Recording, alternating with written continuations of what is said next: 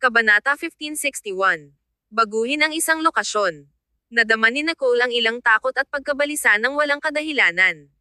Ang hindi kilalang patutunguhan at ang mga tao sa paligid niya ay naging hindi mapakali si Nicole. Ang kanyang kamay na inilagay sa kanyang tuhod ay dahan-daang kumapit.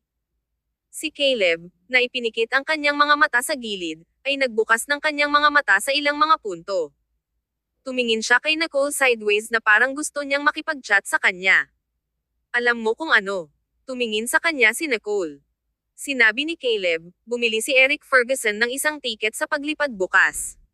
Tapos na ang negosasyon na ito. Nakaramdam si Nicole ng takot sa bawat salita na lumabas sa kanyang bibig. Ang kanyang madilim na mukha ay may ilaw at makabuluhang ngiti. Tumingin siya kay Nicole na parang mamamatay na siya sa lalong madaling panahon.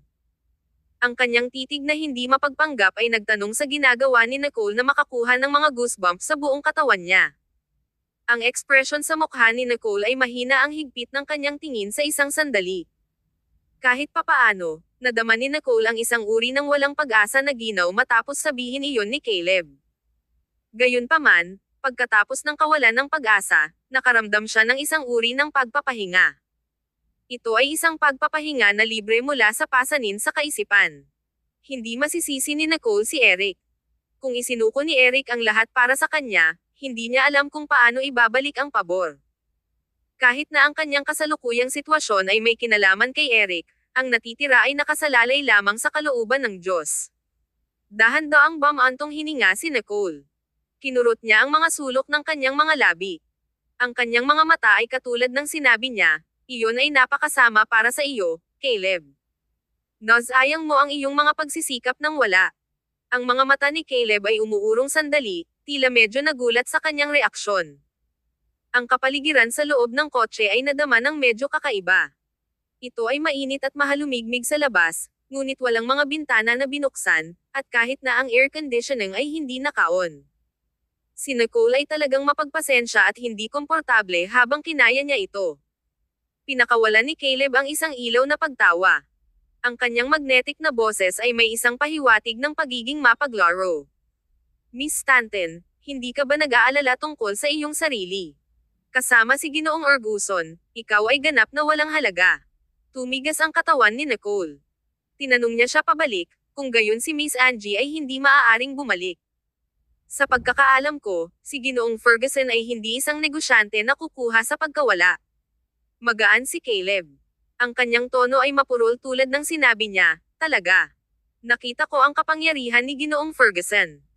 Hindi rin niya nais na kumuha ng kaunting pagkawala, ngunit sinabi niya na nag-aalala siya tungkol sa iyo. Sa palagay ko sinasabi lang niya ito at hindi talaga nagmamalasakit sa iyong kaligtasan. Tiningnan ni Nicole ang window ng walang ekspresyon, na walang pagnanais na magpatuloy sa pakikipag-chat. Siya ay may masamang pakiramdam sa kanyang puso. Ito ay isang pakiramdam na gumawa ng kanyang gulat ng walang kadahilanan.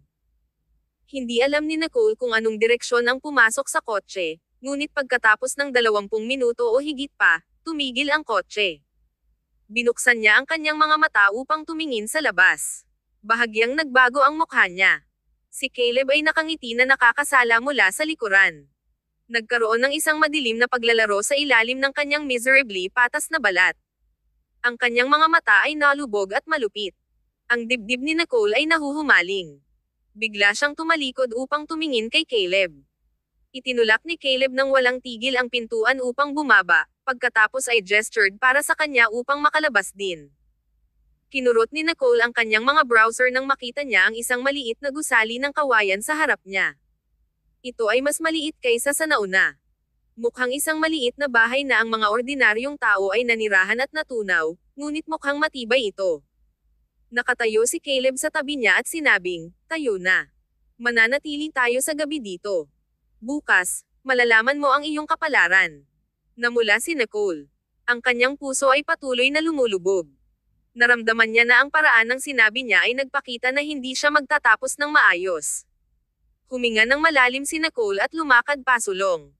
Hindi niya sinasadya na sumulyap sa likuran. Ang babae ni Caleb ay lumabas din sa kotse. Maraming tao ang sumunod sa likuran habang may hawak na something. Gayunpaman, Hindi nakita ito ni Nicole ng malinaw na bago ito kinaladkad ng babae ni Caleb. Si Nicole no na ang isang tao na naglalakbay sa isang mamahaling kotse ay hindi mabubuhay sa isang ordinaryong lugar. Dapat mayroong isang dahilan na dinala nila siya rito. Naramdaman ni Nicole na nasa mapanganib na sitwasyon siya. Tumingin si Caleb kay Nicole at pumasok sa isang silid na kasama ang kanyang babae. Kabanata 1562. Wala kang kontrol. Ang isa sa mga bodyguard ay sumunod kay Nicole mula sa likuran. Miss Stanton, umakyat sa itaas. Ito ay isang hindi mapag-aalinlanganan na tono. First ni Nicole ang labi. Siyempre, walang silid upang mag-retort. Hindi niya nais na makipag-away sa mga bodyguard na ito bukod sa, natagpuan niya na sa mga nakaraang araw, nagdagdag si Caleb ng ilang gamot sa kanyang mga pagkain, na pinatuyo ang kanyang enerhiya kahit na siya ay gising. Pinaikit ni Nicole ang kanyang mga kamao at umakyat sa itaas. Ang silid sa itaas ay napakaliit. Napakaliit nito na mayroon lamang isang maliit na solong kama ng walang labis na puwang upang maglagay ng anupaman. Sa sandaling pumasok si Nicole sa loob, ikinulong ng bodyguard ang pintuan mula sa labas. Nanginginig ang puso ni Nicole. Dali-dali siyang nagpunta upang itulak ang pintuan. Ano ang gusto mo? Ano ang ingay? Mapapalaya ka bukas. Matulog ng maayos o I'll be find someone to sleep with you. Iyon ang huling pangungusap ay nagdala ng kaunting panlalait at banta. Kumilos si Nicole. Hindi siya naglakas loob na pukawin ang taong iyon. Malalaman ni Nicole ang kinalabasan niya bukas. Naupo siya doon ng labis at hindi makatulog. Ang lahat sa paligid niya ay tahimik. Naririnig lamang niya ang ilang mga bodyguard sa ibaba na bumubulong ng isang bagay. Ang eksaktong nilalaman ay hindi marinig. Sa madaling araw, ang ilaw ay tinusok sa mga ulap. Nang makarating sa silid, ito ay isang malabo lamang na sinag ng ilaw. Iyon ay dahil walang window sa silid na ito. Ang puso ni Nicole ay huminahon lamang nang bigla siyang nakarinig ng isang pagmamadali ng mga yapot na nagmula sa ibaba. Ang mga taong iyon ay umalis at sumakay sa kotse. Narinig ni Nicole ang tunog ng makina ng kotse na umuungal at nakaramdam ng pagkabalisa. Nagpunta si Nicole at itinulak ang pintuan, ngunit hindi ito budge. Caleb. Caleb. Malakas siyang sumigaw habang nagtataka siya kung ano ang gagawin niya. Hindi maipaliwanag, biglang naalala ni Nicole ang sinabi ni Caleb kahapon tungkol sa isang masayang laro. Si Nicole ay nasa laro na, mas mabilis kaysa sa naisip niya kanina. Ang kanyang mga hiyawan ay hindi narinig. Tulad ng pag-iiwan ng mga kotse sa isa't isa, naramdaman niya na sadyang nakalimutan niya. Bigla, narinig niya ang tunog ng mga yapot na lumapit sa hagdan ng isang hakbang sa bawat oras. Ito ay mabigat at mabagal. Tumahimik si Nicole at lumapit sa pintuan. Ano ba talaga ang gagawin mo, Caleb? Kahit na nabigo si Eric na makipag-ayos sa iyo, maaari mo ring kausapin ako. Maaari kitang bigyan ng higit sa iniisip mo. Ang katawan ni Nicole ay tense sa lahat. Ang kanyang mga palad ay hindi sinasadya na pawis. Inaasahan niyang mag-isip si Caleb at ipahayag ang kanyang presyo. Ito ay hindi bababa sa stall ng ilang oras para sa kanya. Ang tao sa labas ng pintuan ay gumalaw ng basta-basta. Ang boses niya ay mabagsik at husky. Miss Stanton, labis akong nag-aatubili na saktan ka. Sinabi rin ni Angie na gusto kanya, ngunit nag-atubili siya ng ilang segundo bago magsalita ng malamig. Ikaw ay hindi ka panipaniwala. Ang flight ni Eric ay alas 10 ng umaga. Ngayon ay alas 9:30 ng umaga. Mayroon siyang kalahating oras upang magpasya kung ililigtas ka o umalis. Ang puso ni Nicole ay nanginginig. Bakit siya dapat magpasya? Nasabi ko na sa iyo na matagal na wala akong kinalaman sa kanya. Gritted niya ang kanyang ngipin upang sabihin ang mga salitang ito. Wala namang alam si Nicole tungkol sa plano ni Eric, o nais niyang malaman. Bakit kailangan niyang madala ang lahat ng panganib? Nagustuhan ko lang siya minsan, ngunit matagal na ang nakalipas. Hindi ko siya gusto kahit kailanman. Sabi ni Nicole na may isang mabagsik na boses. Napakalungkot niya. Ang kanyang mga eyes ay nakaramdam ng maasim habang ang luha ay dumadaloy sa kanyang mukha. Ang mga emosyon na pinigilan niya sa mga araw na ito ay biglang sumabog. Ano ba talaga ang gusto mo? Gusto mo ba akong patayin? Kung gayon bakit hindi mo gawin lang ito ng mabilis? Caleb, may sakit ka ba sa ulo? Tahimik ang tao sa labas ng pintuan at biglang tumawa. Medyo malamig ang tawa. Nagagalit si Miss Stanton ngayon. Ginoong Ferguson, narinig mo ba iyon? May kaunting pagbabago sa tono ni Caleb. Natigilan si Nicole sandali. Lumiliko na si Caleb ay nasa isang tawag kasama si Eric sa buong oras na ito. Ayaw ni Nicole na mawala ang kanyang isip, magtapon ng isang tantrum, o sumpa. Gayunpaman, talagang hindi matiis na ang kanyang pag-asa ay maging pagkabigo at kawalan ng pag-asa. Kabanata 1563. Huwag matakot. Si Caleb, na nasa labas ng pintuan, ay nakaramdam ng kasiyahan at kumatok sa pintuan. Magpatuloy ka, Miss Stanton, ano pa ang nais mong sabihin kay Ginoong Ferguson? Inilagay ni Caleb ang telepono sa sahig, hindi alam kung makikipag-usap sa kanya o kay Eric. Ginoong Ferguson, mayroon ka lamang kalahating oras na darating dito. Kung hindi ka lumapit, ang lugar na ito ay detonado, at si Miss Stanton ay magiging abo. Ang kanyang tinig ay malamig, malabo, at isang maliit na kontrol. Ang telepono ay nasa mode ng speaker, kaya malinaw na marinig ni Nicole ang tinig ni Eric. Ang luha ni Nicole ay patuloy na dumadaloy sa kanyang mukha. Caleb, huwag mo ba siyang hawakan? Ang tinig ni Eric ay medyo manak at masalimuot. Tumawa si Caleb. Ginoong Ferguson, bibigyan kita ng Angie dahil ayaw ko na sa kanya. Maaari mong panatilihin si Miss Stanton ay nakasalalay sa iyong sariling kakayahan. Ang kanyang tinig ay nagpapasaya sa mga tao. Kumatok si Caleb sa pintuan at nagbid kay Nicole na nagpaalam na napakamagalang. Paalam, Miss Stanton.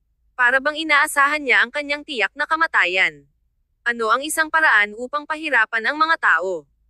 Kahit na hindi naniniwala si Caleb na hindi mahal ni Eric si Nicole o na si Eric ay talagang makarating sa eroplano, mula sa oras na binalak ni Eric na ilagay ang kilos na ito at itulak ang mga kondisyon, inaasahan na ni Caleb ang araw na ito.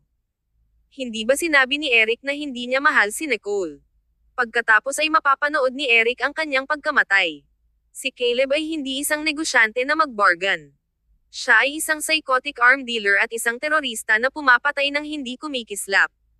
Si Eric Ferguson ay masyadong walang karanasan upang makitungo kay Caleb. Ang tunog ng pag-alis ng mga yapit ni Caleb ay tulad ng mabagal at magaan tulad ng pagdating niya. Ang puso ni Nicole ay tila nalubog sa malamig na tubig sa dagat habang tahimik siyang naghihintay ng oras. Nang hinawakan ni Nicole ang kanyang mukha, naramdaman niya ang ilang basa. 30 minuto.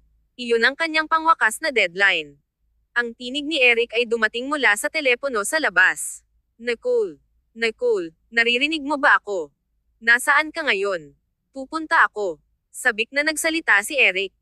Hindi na siya nakaramdam ng labis na pagkabalisa dati. Palagi siyang tila may magandang ideya kung ano ang aasahan at sigurado sa kanyang tagumpay. Namula ang mga mata ni Nicole at tumawa. Ang pag-ibig na iyon sa unang paningin sa mga lansangan ng Europa pabalik pagkatapos ay talagang nagbuwis kay Nicole ang kanyang buhay. Ngayon, ang taong kumapit sa kanya at ang huling tinig na narinig niya ay siya pa rin. Ito ay talagang nadama ng medyo katawa-tawa. Nicole, kumusta ka? Nasaan ka? Nag-aalala siya kamatayan. Kalmado si Nicole. Mababa ang boses niya. Eric. Agad na tumugon si Eric. Nandito ako. Nandito ako, Nicole. Huwag kang matakot. Pumunta ako upang mailigtas ka kaagad. Tumawa si Nicole. Huwag kang dumating. Kalimutan mo na lang, umalis ka na lang. Ayaw niya siyang maging huling taong nakikita niya. Mas mabuti para sa kanya na umalis. Tahimik si Eric ng ilang segundo. Nag-clear ang kanyang lalamunan, at tuyo ang boses niya. Nicole, hindi talaga kita iiwan. Nais lamang na isipin ni Caleb na hindi ka napakahalaga sa akin upang hindi ka niya pahihirapan at hindi na niya gagawin ang mga hindi makatwirang kahilingan. Ang kanyang tinig ay humihiling at nagsisisi. Hindi pa siya nakakaramdam ng walang lakas. Kung alam ni Eric kung ano ang iniisip ni Caleb, sasang-ayon si Eric sa lahat ng mga kondisyon ni Caleb ng sabay-sabay. Hindi mahalaga ang gastos, ayaw ni Eric na mawala si Nicole. Gayunpaman, sa huli, inilagay pa rin niya ito sa panganib. Bukod dito, alam ng lahat na alam ni Nicole na iniwan siya ni Eric. Pinakinggan ni Nicole ang kanyang mga salita na sinabi na may nanginginig na tinig. Ang kanyang ekspresyon ay mapurol, at gusto niyang umiyak, ngunit hindi na siya maiyak. Tahimik sandali si Nicole. Eric, sinabi mo ba kay Clayton kung ano ang hiniling ko sa iyo na iparating? Bigla siyang tinanong sa kanya na may ilang pag-asa sa kanyang puso. Gayunpaman, pagkaraan ng ilang segundo, ang tinig ni Eric ay malabo at tuyo tulad ng sinabi niya, hindi. Kabanata 1564. Narito siya. Ipinikit ni Eric ang kanyang mga mata. Paano niya may parating ang mensahe na iyon? Gusto lang ni Eric na mawala si Clayton at hindi na muling lumitaw. Nagpunta si Eric confidently upang mailigtas si Nicole at sinubukan niyang maramdaman na siya ang nag-iisang taong makakapagligtas sa kanya ng paulit-ulit. Bilang isang resulta, sinimulan ni Eric na ikinalulungkot ito. Dapat ay tinupad niya ang lahat ng nais ni Nicole. Nicole, huwag nating pag-usapan ito. Nasaan ka ngayon? Pupunta ako kaagad. Hindi narinig ni Eric ang tugon ni Nicole pagkatapos ng mahabang panahon. Ang kanyang puso ay tila tinusok ng mga siksik na karayom na nadama ito ng masakit kahit na ang paghinga ay naging mahirap. Ang oras ay lumipas ng minuto. Hindi na mapigilan ni Eric na hikayatin siya. Nicole. Tumawa si Nicole. Huwag kang mag-abala. Sa palagay mo ba ay sasabihin sa akin ni Caleb kung nasaan ako? Medyo nawalan ng pag-asa ang tawa niya. Hindi alam ni Nicole kung kinasusuklaman niya si Eric o hindi. Hindi na niya nais na marinig muli ang kanyang tinig sa kanyang buhay at labis na tinanggihan ito. Kaya, tumayo si Nicole mula sa sahig at naglakad papunta sa kama upang umupo. Nakatitig siya sa puwang sa pamamagitan ng pader ng kawayan at naisip na mas mababa sa 30 minuto ang natitira. Sa labas, ang boses ni Eric ay nagpatuloy sa walang tigil. Ito ay lamang, kahit na ano ang sinabi niya, hindi na tumugon si Nicole.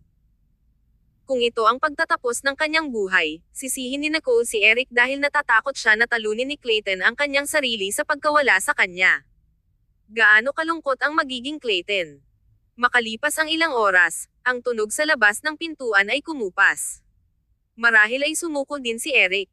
Namula si Nicole at naramdaman na masakit ang kanyang mga mata. Gusto niyang umiyak ngunit hindi. Hindi siya natatakot. Nakatitig lang ang kanyang mga mata sa isang direksyon. Naramdaman niya ang katahimikan sa hangin na parang nakahiwalay siya. Umupo siya doon mag-isa. Ang kanyang katawan ay matigas, at maging ang kanyang sariling mababaw na paghinga ay malinaw na naririnig. Bigla, narinig ni Nicole ang isang sigaw na naramdaman mismo sa tabi ng kanyang mga tainga mula sa isang napakalayong direksyon. Malinaw niyang naramdaman na may misheard siya. Gayunpaman, habang papalapit siya sa dingding, mas malinaw ang tunog na paparating. Ito ay isang tinig na nagmula sa labas ng gusali. Ang mga eksplosibo na napansin sa gusali. Maging nasa antas ng isang alerto. Walang mga extraneous personnel na pinapayagan na pumasok. Ang boses ay paulit-ulit at naging mas malinaw at mas malakas. Ito ay nagmula sa labas at sa itaas. Tila nagmumula ito sa isang drone na nagloop ng isang audio clip. Ang mga walang kaugnayan na tauhan ay dapat lumikas sa gusaling ito sa lalong madaling panahon. Hindi kailanman naramdaman ni Nicole ang kanyang puso na matalo ng napakabilis. Tinapik niya ang kawayan at kahoy na pader ng mabilis at sumigaw. Tulong. Halos gusto ni Nicole na umiyak. Gayunpaman, pinigilan pa rin niya. Tulong. May isang tao dito. Ang kanyang sigaw ay iginuhit ang atensyon ng mga tao sa ibaba. May isang tao sa itaas. Kilalanin ang mga ito at maging ligtas. Update. May 3 minuto lamang ang natitira bago ang bomba ay sesabog. Ipaghiwalay agad ang karamihan. Ang lahat ng mga tinig na natipon sa isang lugar ay biglang tumahimik. Kahit na ang sigaw ni Nicole para sa tulong ay tumigil. Bigla, narinig ni Nicole ang isang pamilyar na boses. Pagkatapos, may sumigaw, huwag hayaan ang sinuman, ang bomba ay sesabog sa lalong madaling panahon. Ang isang hanay ng mga nagmamadaling yapak ay nagmula sa ibaba. Ang mga yapak ay tumakbo sa hagdan, at ang tinig ng papalapit na tao ay mahuhumaling at kagyat. Nicole, alam kong nandyan ka. Aling silid ka. Kahit papaano, sa sandaling ito nang marinig ni Nicole ang tinig na ito, ang kanyang luha ay hindi sinasadya. Ito ay ganap na hindi mapigilan. Iyon si Clayton. Nandito siya. Tumayo si Nicole at sinubukan na gumawa ng isang tunog, ngunit ang mga tao sa ibaba ay patuloy na sumisigaw, 2 minuto ang natitira. Lumabas ka ngayon. Ngunit mayroon pa ring mga hostage sa loob. Huli na para sa ngayon. Ilabas ang lalaki o mamamatay din siya. Nicole, aling silid ka? Si Clayton ay sumigaw ng malakas, na may walang magawa at kawalan ng pag-asa sa kanyang tinig. Bigla, isang telepono ang tumunog sa labas ng pintuan. Kabanata 1565. Ipikit ang iyong mga mata. Narinig ni Nicole ang telepono na nagring mula sa loob ng silid, kaya natural na naririnig ito ni Clayton mula sa labas. Sa loob ng ilang segundo, ang tunog ng mga yapak ay nakarating sa kanyang pintuan. Isang pintuan lang sila ang magkahiwalay. Ang puso ni Nicole ay tumibok ng napakabilis. Nicole, ikaw ba? Nariyan ka ba?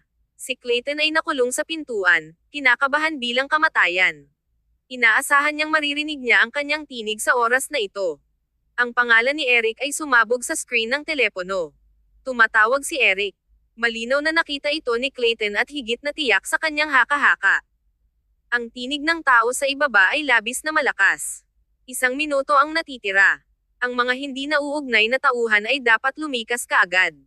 Ang bomba ay malapit nang sumabog. Hindi mapigilan ni Nicole ngunit umiwas. Clayton. Bumagsak ang luha niya sa mukha niya. Huminga siya ng malalim. Lumabas ka rito. Kahit na ang pagdating ni Clayton ay nagdala ng kanyang walang hanggan na mga inaasahan, mas gugustuhin niyang hindi na magkaroon ng pag-asa ngayon. Nadama na ni Nicole na kalmado na marinig ang kanyang tinig. Hindi siya pumayag sa kanila na mamatay ng magkasama. Nais niyang mabuhay ng magandang buhay si Clayton. Narinig ni Clayton ang kanyang pag-iyak, at nanginginig ang kanyang katawan.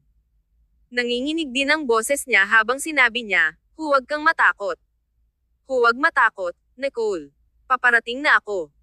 Ibinagsak ni Clayton ang kanyang katawan sa pintuan ng lahat ng kanyang lakas, ngunit ang pintuan ng kawayan ay umikot at hindi bumukas. Matapos ang ilang mga pagsubok, natakot si Nicole sa kamatayan upang marinig ito. Huli na. Ang mga palad ni Nicole ay pinapawisan. Huminga siya ng malalim. Mabilis, kailangan mong umalis ngayon. Hindi tumugon si Clayton, ngunit hindi rin siya sumuko. Ang susunod na segundo, smashed niya ang pintuan ng isang bagay, at nakabukas ang pintuan. Tumayo si Nicole doon, dumbfounded. Nakita niya si Clayton sa pintuan, mukhang hindi maganda, ngunit siya ay matangkad at gwapo, tulad ng isang Diyos na nagmula sa kalangitan na nakatayo sa pagitan niya at kamatayan. Ang kanyang mukha ay mapatla at glum, ngunit ang kanyang tingin ay lubos na matatag, madilim, at mabigat na parang maaari niyang ipasok siya sa kanyang bulsa ng isang sulyap. 20 segundo. Ang mga tao sa loob ay hindi magkakaroon ng pagkakataon kung hindi sila lalabas ngayon. Ang tinig sa labas ay labis na malakas at tumagos sa katahimikan sa hangin. Clayton shuddered, took ng ilang mga hakbang pasulong, at hinayla ang kamay ni Nicole upang akayin siya. Nang lumakad siya sa teleponong iyon, ang screen ay nabasag at madilim. 10 segundo. Bumagsak ang puso ni Nicole. Tiningnan niya ang firm back ni Clayton at hindi mailalarawan na malungkot. She had dragged him down with her. Walang paraan na maiiwan sila sa 10 segundo. Hinayla ni Clayton si Nicole sa bintana sa koridor at binuksan ang bintana.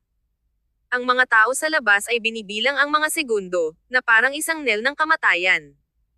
Tumingin si Nicole kay Clayton na kinakabahan ng mga pulang mata. Walang pagmamataas o ningning sa kanyang magandang mukha. Niyakap ni Clayton ang baywang niya. Ang kanyang mainit at tinitiyak na amoy ay nakapaloob sa kanya. Kinuha niya at itinaas siya. Ang kanyang malalim na tinig ay umalangaw-ngaw sa kanyang tainga. "Baby, isara ang iyong mga mata." 3-2-1. Nadama lamang ni Nicole ang kanyang ulo na umiikot habang ang kanyang buong katawan ay itinapon sa labas ng malakas na alon ng pagkabigla. Ang kanyang paglaban at lakas ay tila minuto kumpara sa materyal na ito. Hinawakan siya ni Clayton mula sa likuran.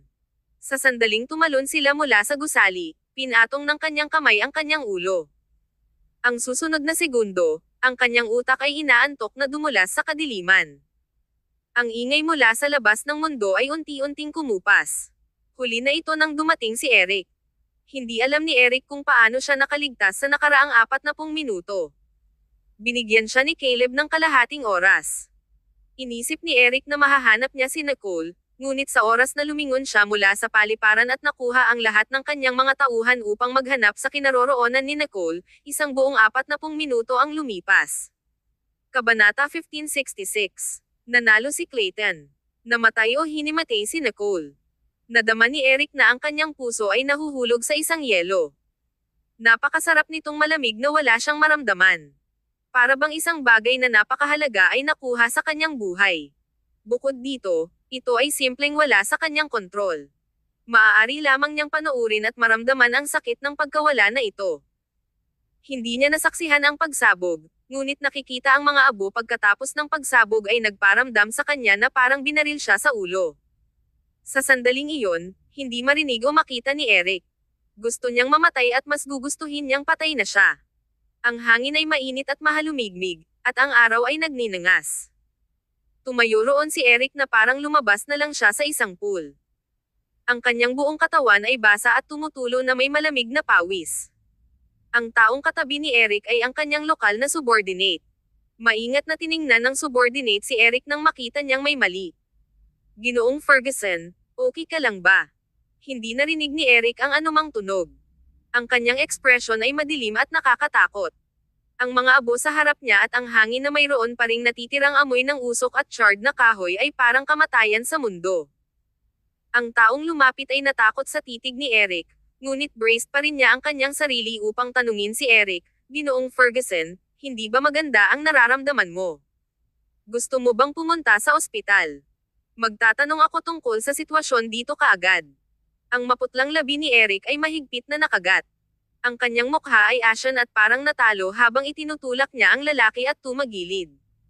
Maraming tao ang nagtipon sa paligid upang manood. Tila, ang malakas na pagsabog ay nakakaapekto sa ilang kalapit na mga tahanan. Inisip ng mga nakapalibot na tao na ito ay isang lindol. Mabilis din na dumating ang lokal na pulisya. Nakita nila ang eksena at nagbuntong hininga. Ang dalawang tao sa loob ay hindi lumabas, di ba? Ito ay tulad ng pagsabog ng malakas. Marahil ay patay na sila. Ang taong iyon ay talagang walang alam. Malinaw na wala na upang magmadali upang mailigtas ang hostage. Naghahanap lang siya ng sariling kamatayan. Sino ang nakakaalam? Sinabi sa amin ng mas mataas na hawakan ang mababang pagsusuri na ito, naunawaan. Hindi narinig ni Eric ang natitirang mga salita, ngunit narinig niya ang ilang mga keyword at tumakbo. Sinong tao? Sino ang pumapasok? Ang opisyal ng pulisya ay orihinal na hindi nais na sabihin ng higit pa, ngunit masasabi niya mula sa mga mamahaling damit ni Eric na hindi siya isang taong maaaring masaktan niya. Ang isang gwapo na lalaki ay biglang lumabas mula kung saan. Pinilit niyang tumakbo upang mamatay, at hindi namin siya mapigilan. Bahagyang nagbago ang mukha ni Eric.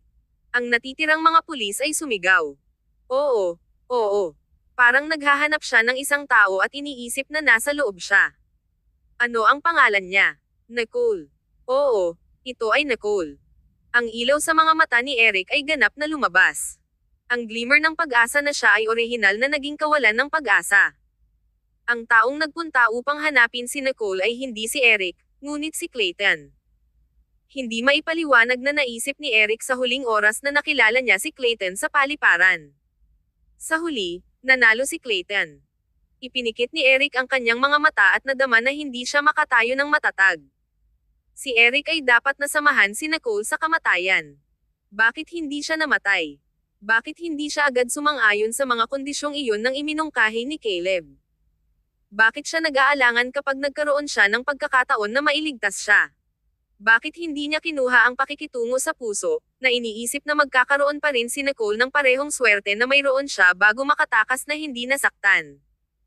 Ang mga tao sa paligid ni Eric ay patuloy na nagtatanong tungkol sa kanyang kalagayan, ngunit ang puso ni Eric ay tense. Biglang bumagsak ang mga mata niya habang gumuho siya. Ito ay madaling araw. Ang hangin ay may moist at malamig. Nang binuksan ni Nicole ang kanyang mga mata, may kadiliman sa paligid niya, ngunit maaari niyang maamoy ang disinfectant. Nakaramdam ito ng pamilyar, ngunit kakaiba din. Kabanata 1567. Maghiganti ako. Nagpupumilit si Nicole na suriin ang silid na ito. Ito ay naramdaman na pamilyar, ngunit hindi niya ito maalala. Bigla, naalala niya. Nang bumalik si Nicole mula sa desyerto na isla, nanatili siya sa ospital na ito. Personal na tinanggap siya ni Director Sven. Masakit ang katawan ni Nicole nang kumilos siya. Ang ilang mga di malilimutang bagay ay biglang sumugod sa kanyang isipan. Ang desperadong sandali na iyon, na nabigo ang kooperasyon, ang madilim na mukha ni Caleb, at ang firm ni Clayton. Sa isang iglap, naramdaman ni Nicole na nagising siya mula sa isang masalimuot na panaginip, na tumutulong na may pawis. Marahas siyang umupo. Ang kanyang kamay ay natigil pa rin sa mga karayom, ngunit hinatak niya ito. Masakit ito, ngunit wala siyang pakialam.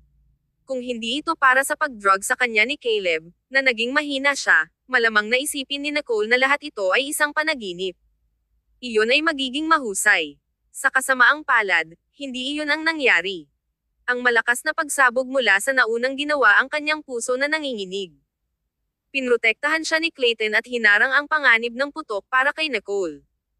Hindi makapaniwala si Nicole na nakaligtas siya. Gayunpaman, walang nasa kanyang silid. Wala si Clayton. Sa kauna-unahang pagkakataon, nadama ni Nicole ang isang hindi masabi na takot mula sa ilalim ng kanyang puso. Hinayla ni Nicole ang karayom mula sa kanyang braso, lumabas mula sa kama, at tumakbo palabas ng ward gamit ang kanyang mga hubad na paa. Ang ilaw sa labas ng pintuan ay malinaw at malamig.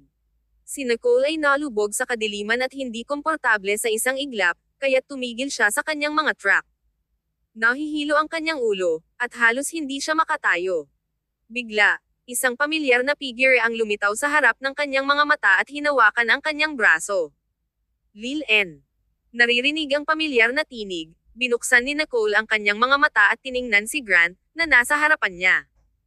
Ilang araw lamang si Nicole, ngunit naramdaman niya na parang isang mahabang panahon ang lumipas. Si Grant ay tumingin ng higit pang masungit habang tinitingnan siya ng may kinakabahan at pag-aalala sa kanyang mga mata. Agad na namula ang mga mata ni Nicole. Big Brother.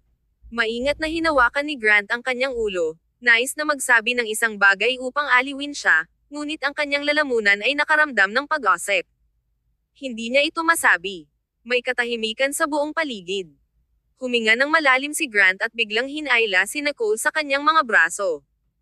Ang kanyang banayad na tinig ay nagdala ng isang galit na ginaw. Huwag kang mag-alala, Lil N. Ipaghihiganti kita. Ang pinigilan na karaingan at kapeitan sa puso ni Nicole ay bumagsak.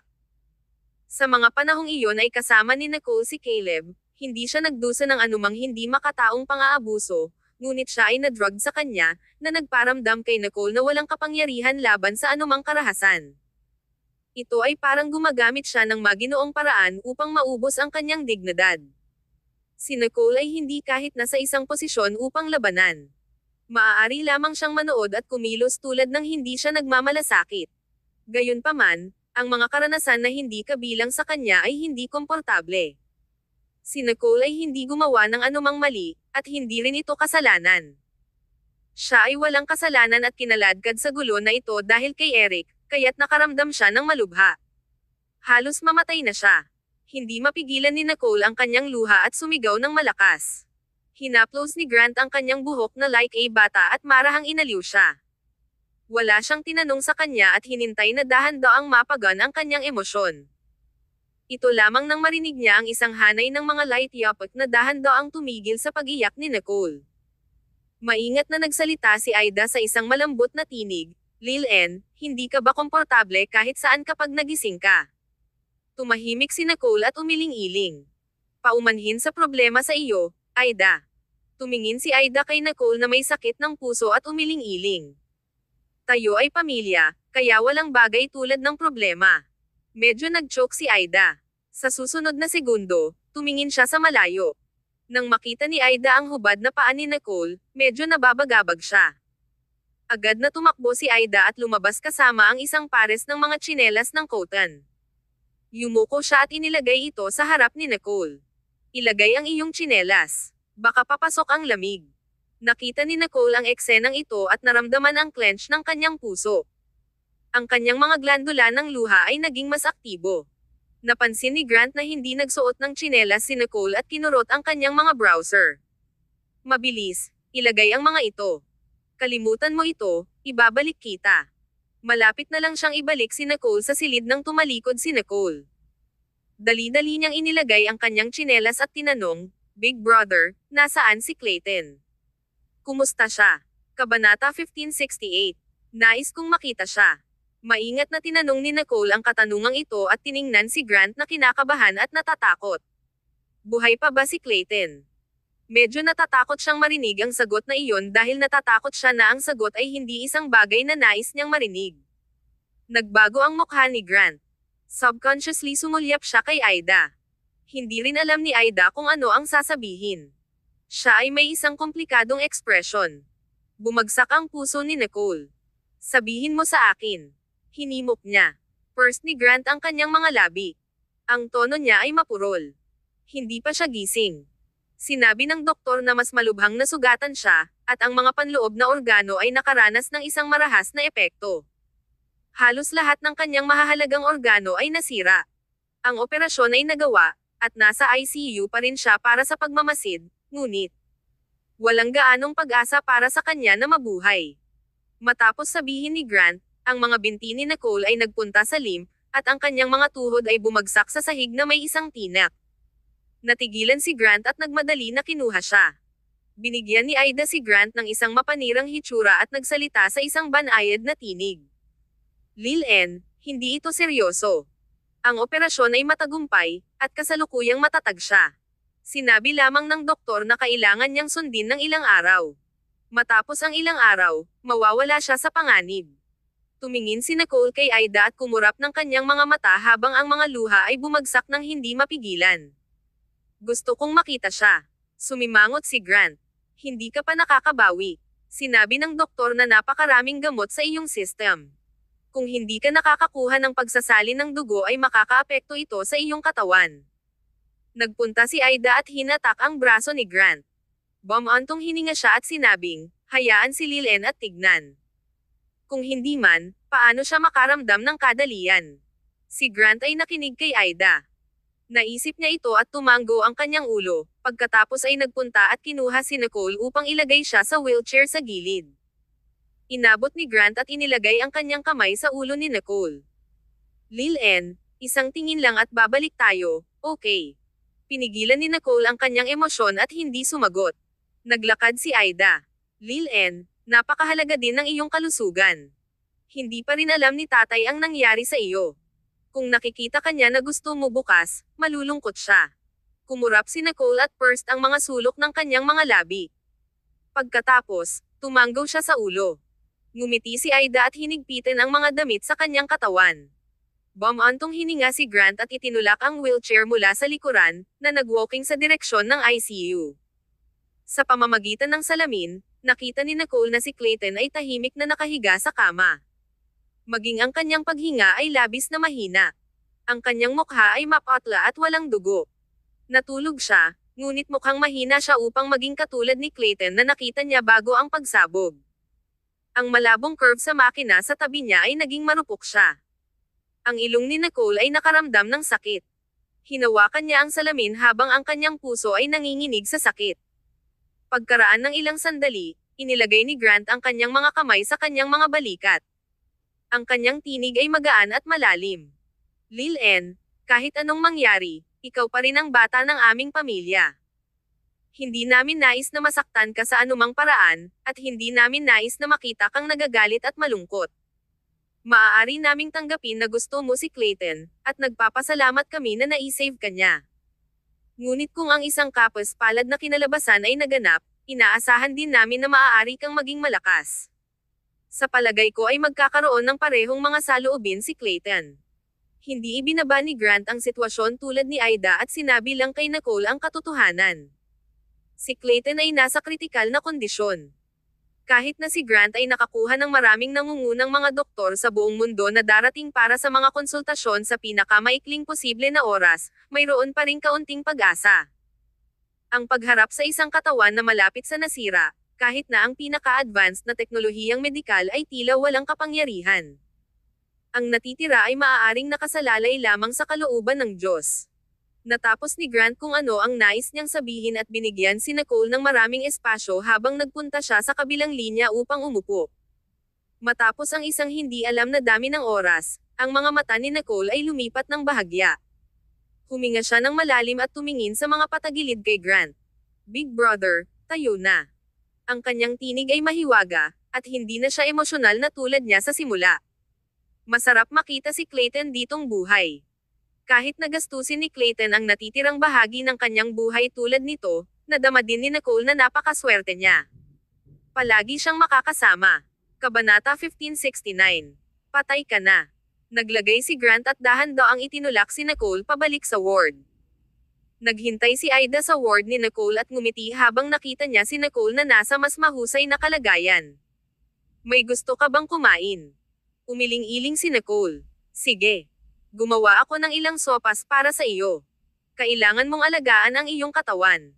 Matulog sandali, at pupunta ako sa nurse upang mabigyan ka ng isang shot. Lumabas si Ida matapos sabihin iyon.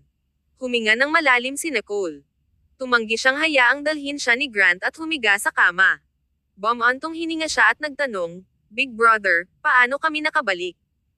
Naisip niya na sa pinakamaganda, madyay gising siya sa isang ospital sa Timog Silangang Asya.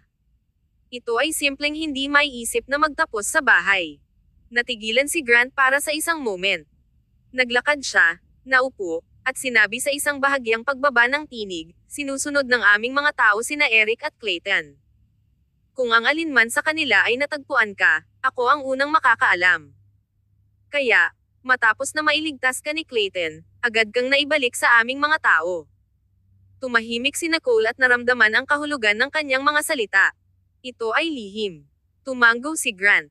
Bagaman hindi niya nais na sabihin ng labis si Nicole sa oras na ito, nag-usisa si Nicole tungkol dito at tinanong sa kanyang sariling pagsang-ayon.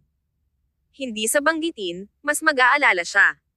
Oo, kung gagawin natin ito ng isang malaking pakikitungo, malalaman ng mga tao ni Caleb na hindi ka namatay, kung gayon ito ay mas maging mahirap, at nasa panganib ka pa rin. Sa kabutihang palad, walang nakapansin sa lugar kung saan tumalon kayo ni Clayton, kaya't pagkatapos mong tumalon sa bintana, lihim kang naibalik sa aming mga tao. Sa ilang mga tao, patay ka na. Ilang sandali si Nicole upang matuno ang sinabi ni Grant at nais na magtanong ng karagdagang mga katanungan, ngunit naabot ni Grant at tinakpan ang kanyang mga mata. Sige, pag-usapan ulit natin kapag nagising ka bukas. Ngayon magpahinga na lang. First ni Nicole ang labi at isinara. Okay, kung may nangyayari kay Clayton, siguraduhing sabihin muna sa akin. Hindi masiguro si Nicole tungkol sa kanyang kalagayan. Tumango si Grant. Okay. Mabilis na dumating si Director Sven upang ilagay muli ang karayom. Mas mukhang pagod na siya. Napanood ni Grant habang ipinikit ni Nicole ang kanyang mga mata at nakatulog bago tinakpan siya ng kumot at naglalakad palabas. Sa labas ng pintuan, may pinag-uusapan sina Director Sven at Ida. Nang makita nilang lumabas si Grant, pareho silang mukhang maliit na glum. Si Grant ay nagpupumilit upang mag-brace himself. Ang kanyang kalooban ay mapurol. Ano ang mali? Hindi alam ni Ida kung ano ang sasabihin at tiningnan si Director Sven. Bumantong hininga si Director Sven. Maraming mga eksperto sa domestic at dayuhan ay nagkaroon lamang ng magkasanib na konsultasyon. Ang mga resulta ay napakasama. Natatakot ako na si Ginoong Sloan ay hindi magtatagal ng ilang araw. Sinabi ni Ida sa isang malambot na tinig, nagising lang si Lil-En. Kung nalaman niya ang tungkol dito, masisira siya. Hindi ko alam kung paano kausapin siya tungkol dito. Paano natin ito masasabi sa kanya bukas? Masikip ang mukha ni Grant, at dumilim ang kanyang tingin. Pinanganib ni Clayton ang kanyang buhay para kay Lil-En. Wala siyang naiwan na mga miyembro ng pamilya upang makipag-ugnay. Uncle Sven, kahit ano paman, dapat mong subukan ang iyong makakaya upang mapanatili ang buhay ni Clayton. Kung hindi man, hindi sa banggitin kay Lil-En, ang aming pamilya Stanton ay makaramdam din ng pagkakasala sa buhay. Tahimik si Director Sven. Napakababa ng boses niya. Sa katunayan, kung makakaligtas siya ngayong gabi, maaaring may save ang kanyang sitwasyon. Nakipag-ugnay ako sa aking propesor. Siya ay isang sikat na Swiss cardiologist na nakaranas ng mga durog na kondisyon ng organ na sanhi ng marahas na epekto. Ngunit ang kanyang eroplano ay darating lamang bukas. Lahat ay natahimik sa sandaling natapos ni Director Sven ang kanyang mga salita. Tumingin si Ida kay Grant, na ang mukha ay kalmado. Ang tinig ni Grant ay labis na mahina. Salamat, Uncle Sven. Mangyaring gawin ang iyong makakaya upang mapanatili ang buhay ni Clayton hanggang sa dumating ang cardiologist, anuman ang pamamaraan na ginagamit mo. Tumanggo si Director Cyan. Ito ang tanging paraan. Walang sino man sa pamilyang Stanton ang sumuko kay Clayton, na nangangahulugang hindi nila maipahayag na ang kaso ni Clayton ay walang pag-asa. Ito rin ang dahilan kung bakit hindi sila pumili ng ibang ospital at nanatili rito. Bumantong hininga si Director Sven at malapit nang sabihin nang siya ay tinawag ng kagyat na tinig ng isang nurse. Ang pasyente ng ICU ay nasa cardiac arrest. Kabanata 1570. Hindi pa siya sumuko. Ang ekspresyon ni Grant ay malinaw na naging tense. Madaling sinundan sila ni Grant at pinapanood habang itinulak nila si Clayton pabalik sa operating room. Tumayo rin si Ida sa gilid. Ang kanyang tono ay mababa habang sinabi niya, "Huwag kang mag-alala, hahawakan ni Ginoong Sloan para sa kapakanan ni Lil-En." Greeted ni Grant ang kanyang mga ngipin at nagpanik sa unang pagkakataon. Hinawakan niya ang kanyang mukha at nagbuntong hininga. Kung siya ay namatay, natatakot ako na hindi makakaya ito ni Lil-En.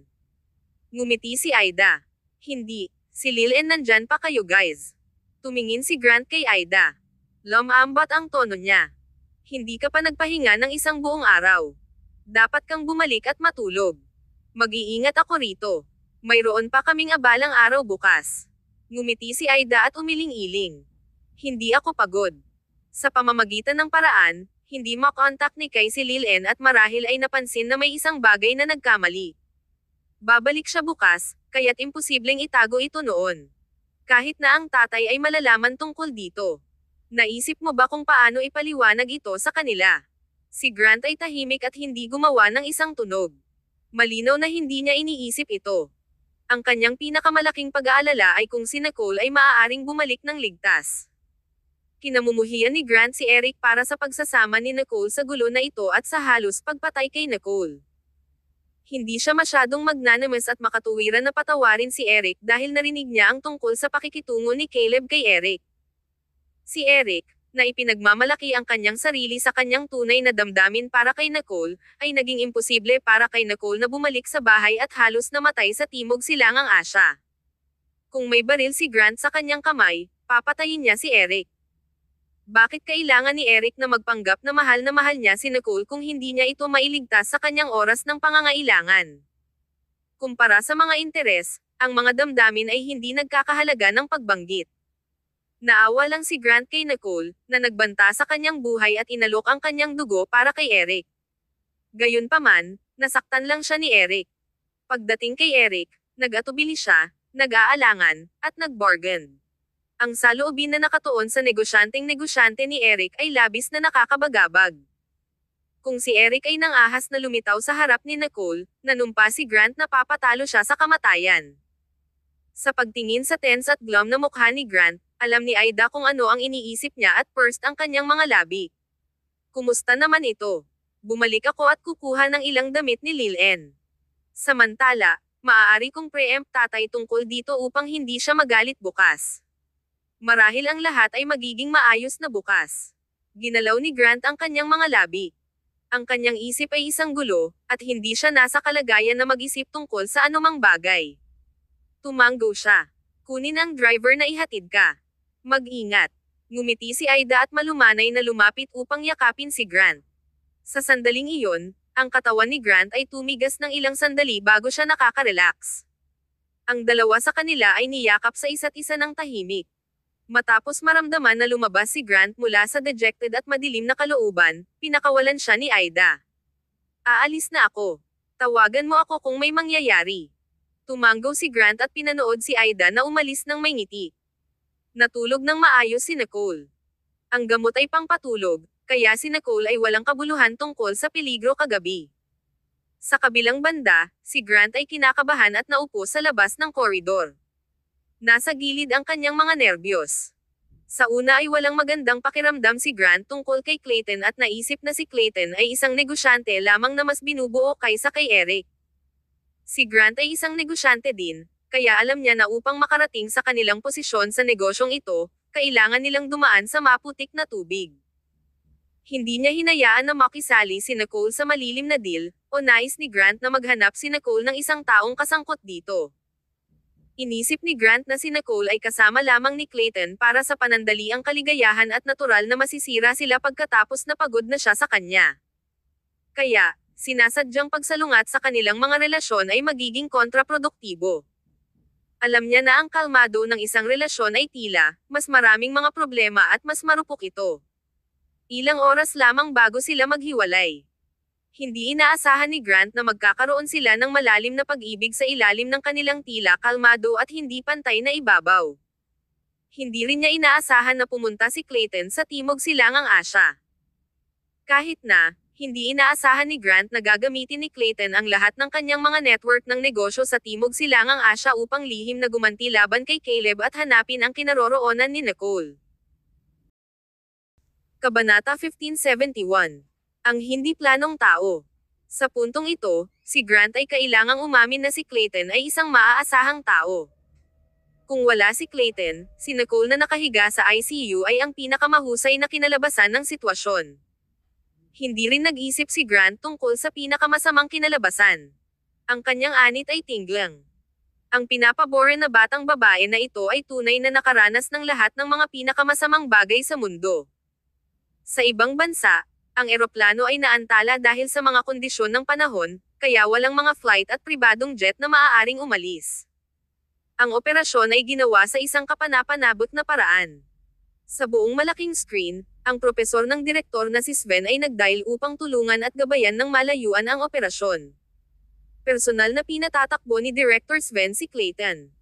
Pumasok siya sa operating room ng 1:00 ng umaga at lumabas ng 5:15 ng umaga. Maraming tao ang pagod, lalo na si Director Sven, na isang matandang lalaki. Bagaman siya ay pinananatili ng maayos, ang 2 araw ng pagsisikap ay naging napaka-haggard sa kanya. First ni Grant ang kanyang mga labi at tumayo. Ang kanyang tingin ay makulimlim at stoic. Uncle Sven, kumusta na? Si Clayton ay itinulak pabalik sa ICU. Hindi siya gising at hindi na mukhang mas mahusay. Hinaplos ni Director Sven ang kanyang mga templo upang malinis ang kanyang ulo ng kaunti. Sa ilalim ng gabay ng aking mentor, napunta ng maayos ang operasyon.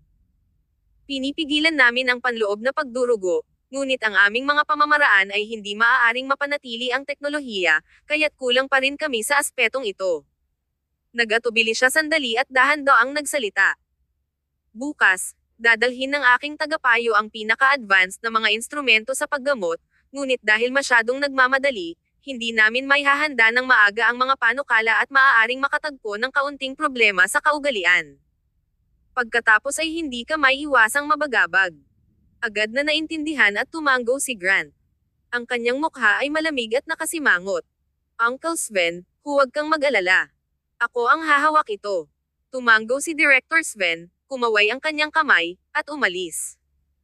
Agad na nakuha ni Grant ang isang tao na makipag-ugnay sa mga kaugalian upang batiin ang mga eksperto sa medikal nang walang pagkaantala ng 1 minuto. Ito ay madaling araw.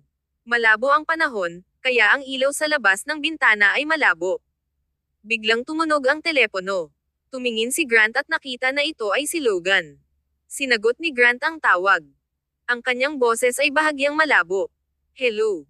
Pangulo, sinisiyasat ko ang ugnayan sa pagitan ni Ginoong Ferguson at ng Security Bureau na tulad ng tinanong mo.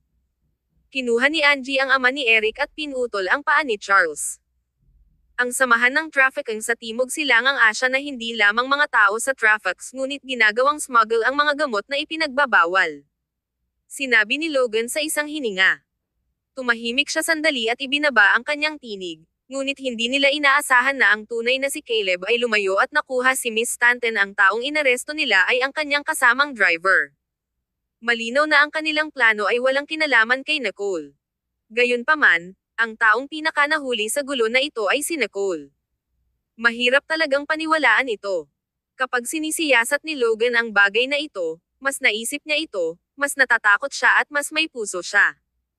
Malinaw na inutusan ni Grant si Logan na huwag ikalat ang balita tungkol sa pagkawala ni Nicole dahil magdadala lamang ito ng higit na panganib sa kanya.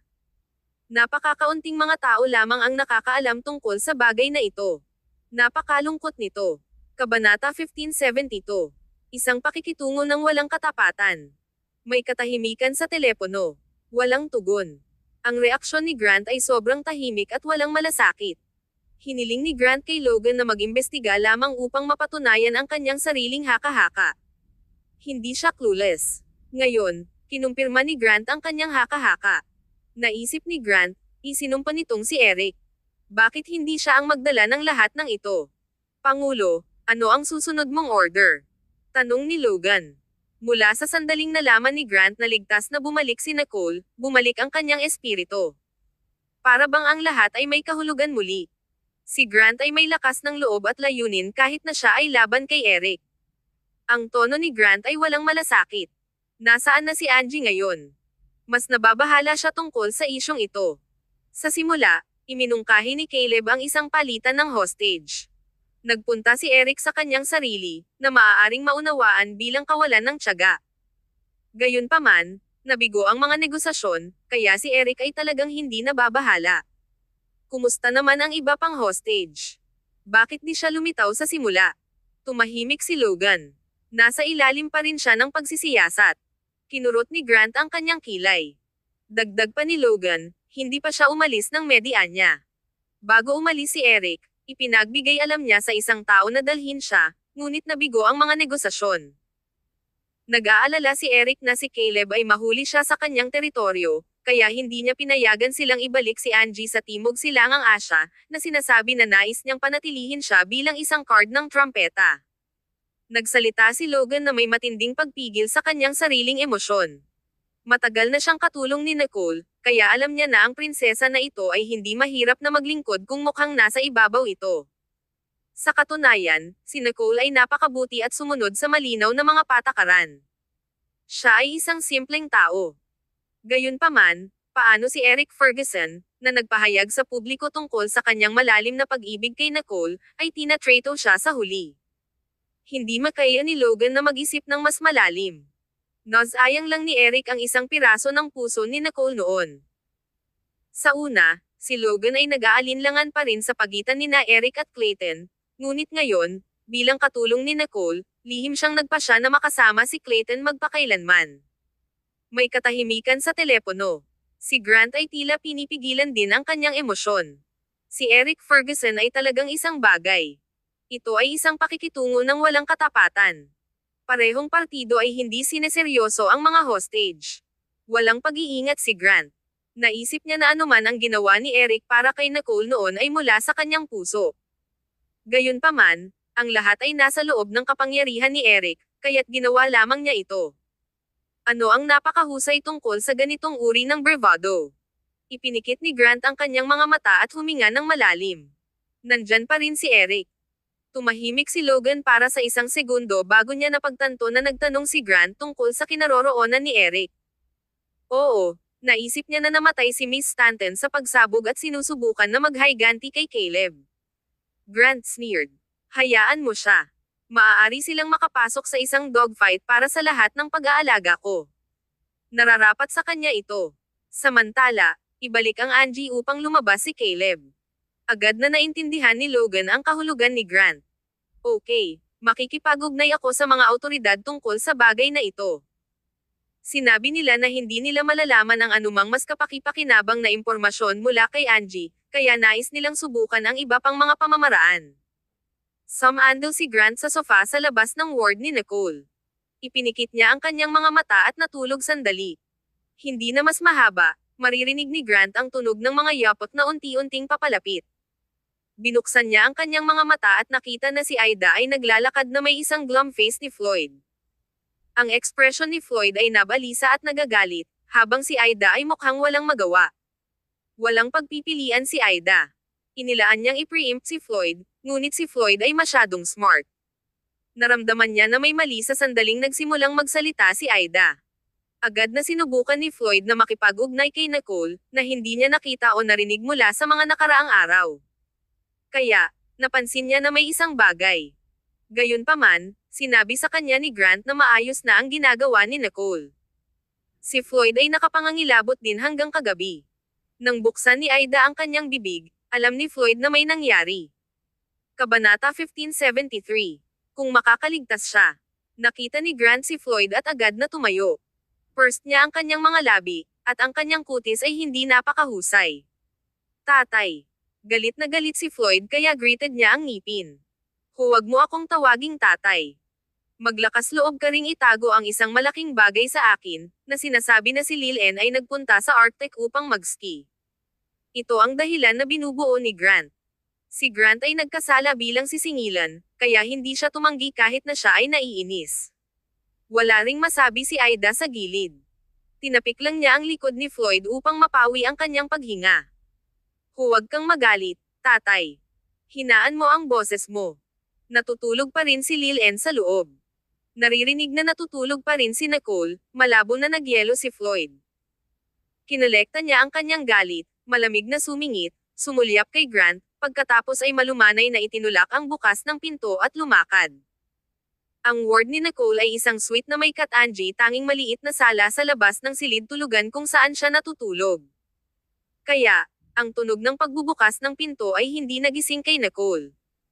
Si Floyd ay malapit ng itulak para buksan ang pintuan ng silid tulugan upang pumasok nang bigla siyang naisip ng isang bagay. Tiningnan niya ang mga tao na sumusunod sa likuran niya at binigyan sila ng isang mabangis na sulyap. Hindi ka dapat pumasok. Huwag abalahin ang kanyang pagtulog.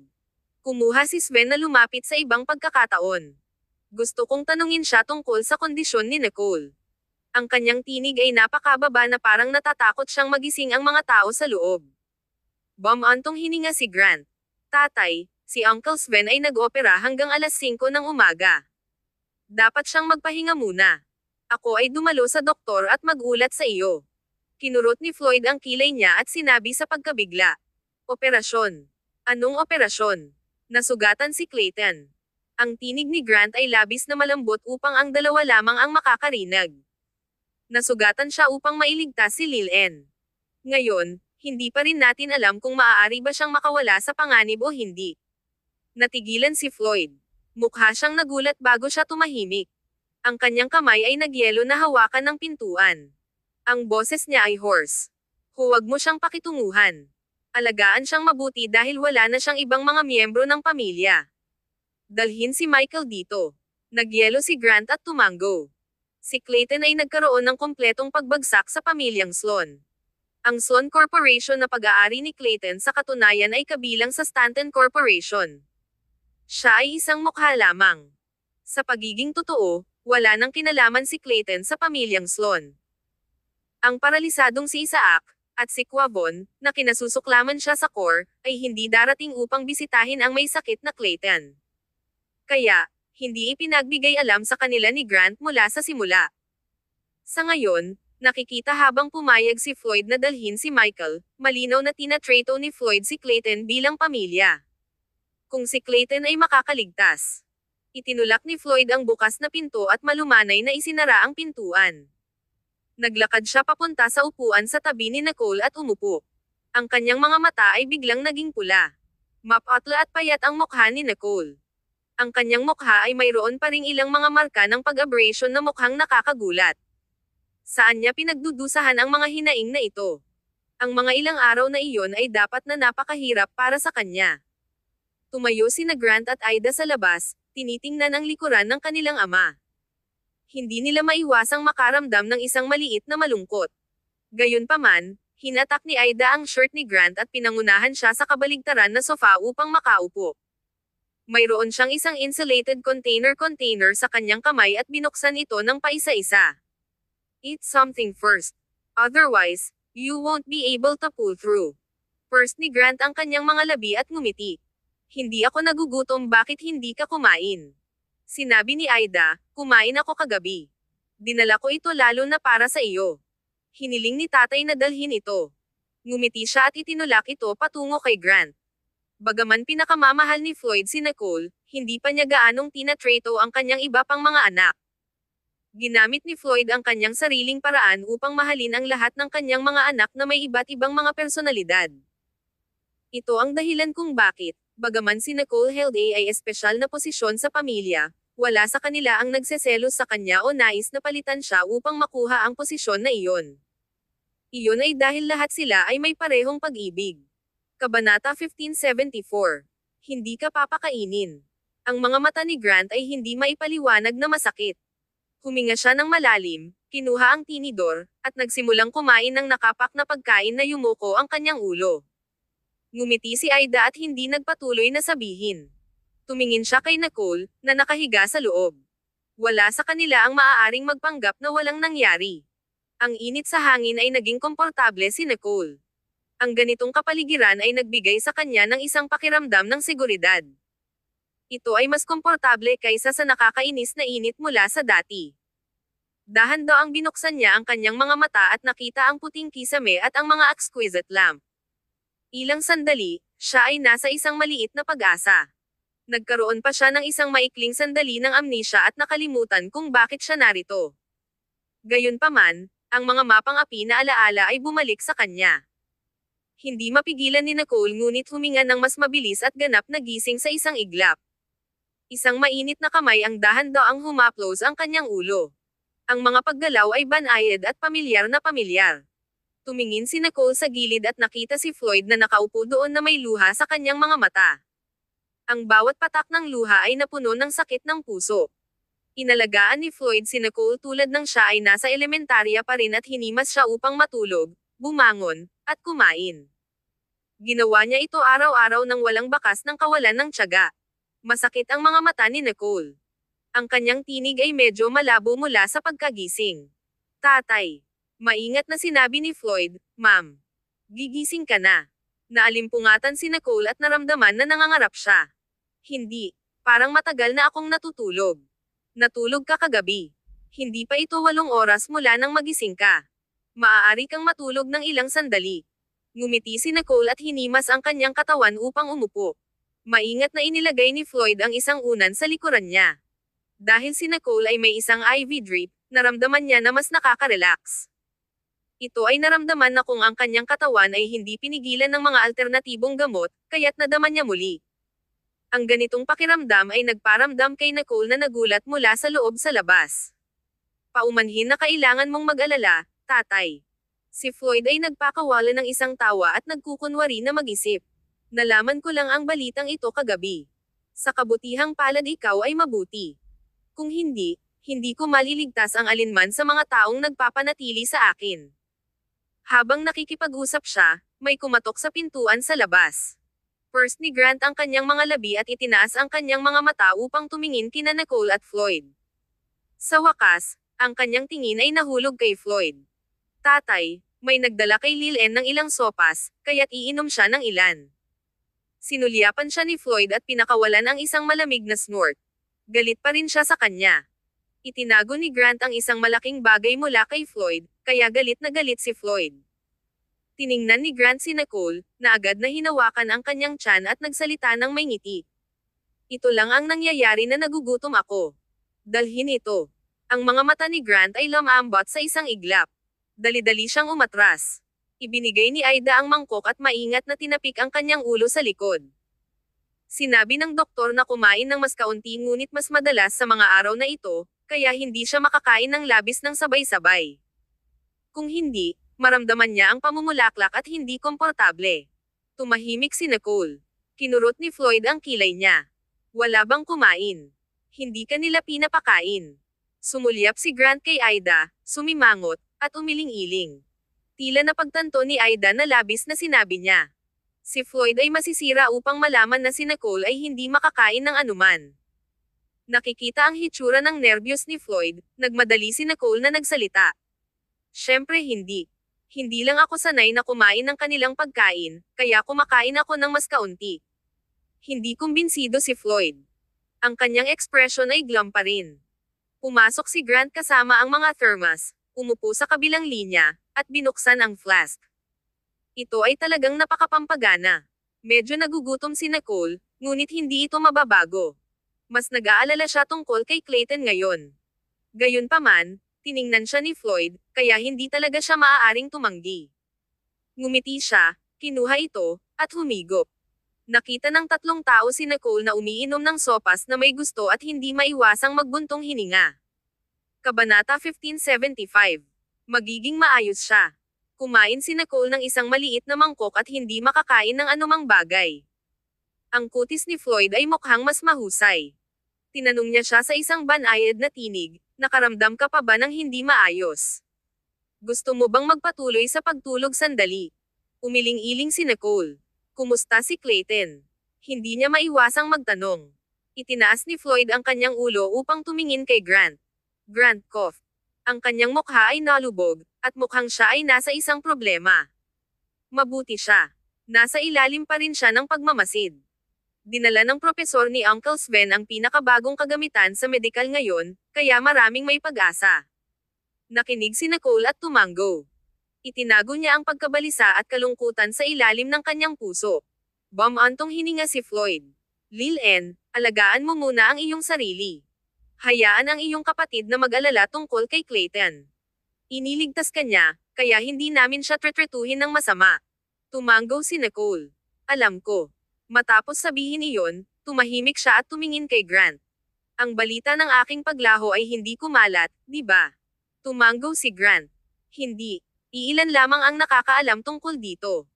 Sinabi namin sa natitira na nagpunta ka sa ibang bansa sa bakasyon at sinuri ang merkado sa pansamantala, kaya walang pinaghihinala ang anuman. Huminga si Nicole ng isang buntong hininga. Mabuti yan. Nanatili si Floyd kay Nicole buong araw. Masaya siyang naging tagapag-alaga niya, nagbubuhos ng tubig at naghuhugas ng prutas para sa kanya. Ginawa niya ito at napahiya din si Grant na umalis. Ang ilang mga usapin sa trabaho ay dinala sa ward upang makitungo mula ng pabalik-balik ay sobrang pagod. Si Nicole ay nasa mabuting espiritu. Naghintay siya para sa director's bench propesor na lumapit at bigyan ng masusing pagsusuri kay Clayton. Pagkatapos simulan ang pinakabagong paraan ng paggamot, siya ay ganap na madali. Ang tagapayo ni Director Sven ay may mataas na pag-asa para sa pagbawi ni Clayton. Hindi ito ang pinakamasamang pasyente na nakatagpo ko hanggat hindi siya sumuko sa pag-iisip, pagkatapos ay iwanan ito sa amin upang tretuhin siya ng pisikal. Magiging maayos siya, magtiwala ka sa akin. Tumango si Director Sven na paulit-ulit ang ulo at lumingon upang sabihin kay Nicole ang magandang balita. Nang makita na walang malubhang mali kay Nicole, tinanong ni Floyd si Grant na ayusin ang napakaraming mga bodyguard sa paligid ng ospital at ang mga ward na kahit isang fly ay hindi makapasok. Sa gabi, hinikayat ni Ida si Floyd na bumalik at magpahinga. Pagkatapos ay pinalayas ni Grant si Floyd sa bahay. Nang ang ward ay sa wakas ay tumahimik, nadama ni Nicole na hindi komportable sa ilang sandali. Di nagtagal, nalulugod siya na maaari na siyang maglakad ngayon sa kanyang sarili at walang mali sa kanya. Itinulak ni Nicole ang pintuan upang lumabas at tingnan kung paano nakabawi si Clayton, ngunit nang buksan niya ang pintuan, nakita niya ang isang hilera ng mga bodyguard na nakatayo sa labas ng pintuan. Kinurot niya ang kilay niya at natigilan sandali. Tumayo si Luca sa harap at tumango ng bahagya. Miss, pumasok at magpahinga. Kung mayroon kang anumang mga order, maaari mong sabihin sa akin. First ni Nicole ang labi. Titignan ko ang aking kaibigan. Hindi ako aalis, kaya hindi mo na kailangang sumunod sa akin. Sinasabi iyon, lumabas si Nicole, ngunit tumanggi si Luca. Hamarang. Tumingin ulit si Nicole sa kanya. First ni Luca ang labi niya. Ito ang utos ng chairman. Fine. Sumimangot si Nicole at hindi nag-abala. Patuloy siyang lumakad. Tumingin siya sa glass at nakita ang sitwasyon sa loob ng ward ng ICU. Ang kanyang tibok ng puso ay hindi makakatulong ngunit mapabilis.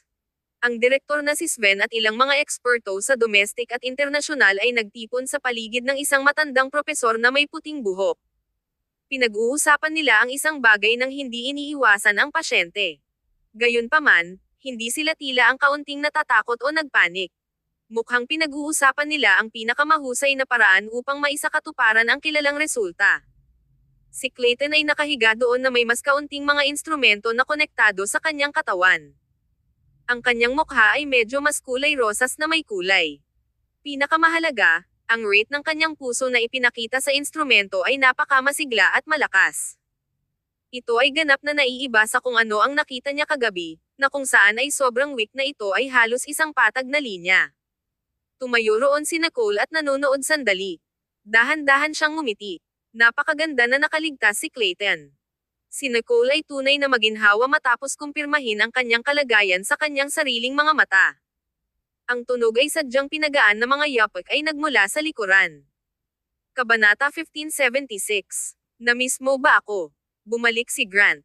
Ngayon na nakita mo ito sa iyong sariling mga mata, nalulugod ka ba? Nagngiti si Nicole ng isang ngiti at tumango. Ma'am. Salamat, Big Brother. Narinig ko ang direktor na sinabi ni Sven na marami silang na-save na problema sa iyong tulong.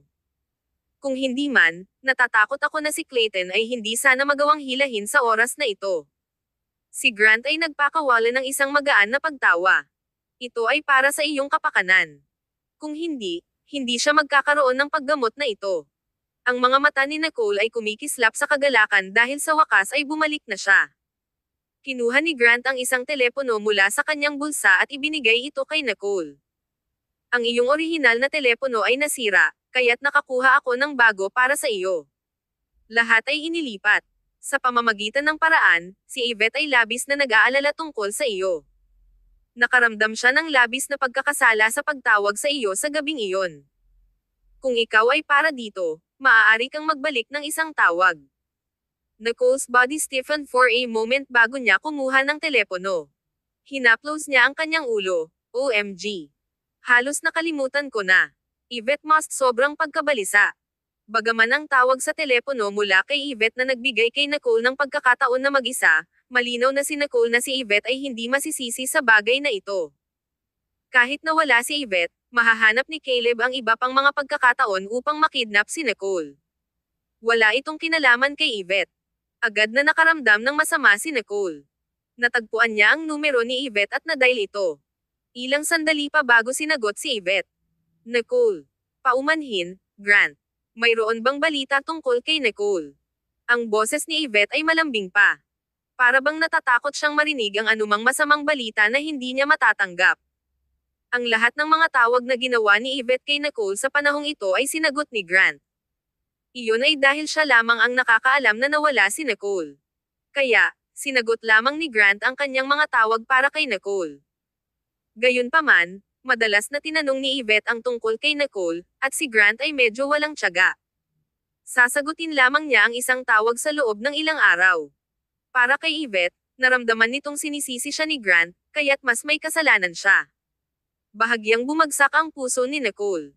Marahil ang isang tao na nakaramdam ng mas masahol kaysa sa ginawa niya sa mga araw na ito ay si Yvette. Si Yvette ay mukhang walang malasakit sa ibabaw, ngunit sa katotohanan, ang kanyang puso ay napakamahina. Mayroong ilang segundo ng katahimikan sa telepono. Sinabi ni Nicole, "Ako ito, Miss Quimby. Na-miss mo ba ako?"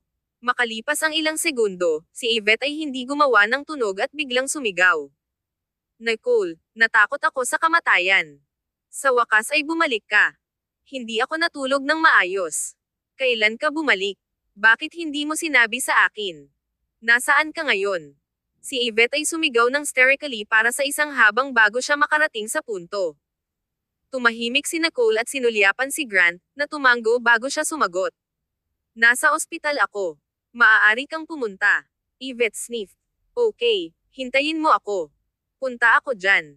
She still had a crying voice. Ito ay parang tunog ng maraming tense na emosyon sa loob ng mahabang panahon. Binaba ni Nicole ang tawag sa telepono, huminga ng hininga, at lumakad sa direksyon ng kanyang ward. Sinundan din siya ni Grant. Hindi ka mausisa tungkol sa kung ano ang sitwasyon sa Timog Silangang Asya ngayon. Wrinkled ni Nicole ang kilay niya. Wala na itong kinalaman sa akin. Ano ang paggamit ng pagiging mausisa? Tumawa si Grant at natutuwa na siya ay open-minded. Inisip ni Eric na patay ka at sa wakas ay nag-isip siya upang makipaglaban kay Caleb hanggang sa wakas. Pinili pa rin ni Grant na sabihin ang totoo. At least, hindi niya nais na malaman ito ng kanyang kapatid na babae mula sa ibang tao at napagtanto na may utang siya sa ibang tao sa kawalan ng pakiramdam. Sa halip na, mas mahusay na sabihin sa kanya ng lantaran. Tiningala ni Nicole ang kanyang ulo para sa isang segundo at pinag-isipan. Hindi niya kayang isuko ang anumang bagay kapag hindi ako patay, ngunit nag-isip siya pagkatapos kong mamatay. Nangangahulugan ba ito na gusto niya akong patay? Pinakawalan niya ang isang ilaw na tawa at umiling-iling. Sa kanyang impresyon, palaging ganito si Eric. Bago ang kanilang diborsyo, hindi siya pinansin ni Eric, ngunit pagkatapos ng diborsyo, labis siyang masigasig.